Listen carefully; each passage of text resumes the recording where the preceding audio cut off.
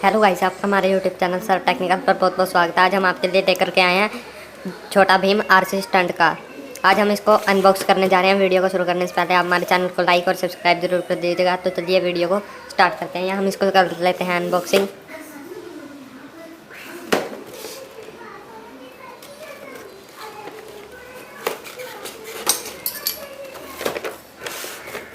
यहाँ हमने इसको कर लिया है अनबॉक्स। जैसे कि आप देख सकते हैं, छोटा भीम की कार है ये, आरसी स्टंट कार है। 4D लाइट्स मिल जाती है, 360 कॉलिंग मिल जाता है आपको।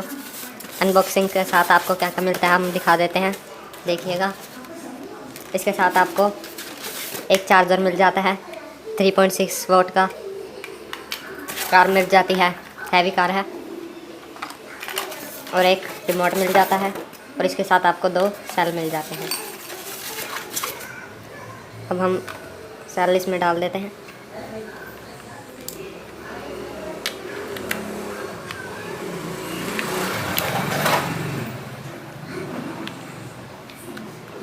चार्जर की हमें अभी ज़रूरत नहीं है। जैसे कि आप देख सकते हैं, कार चल चुकी है।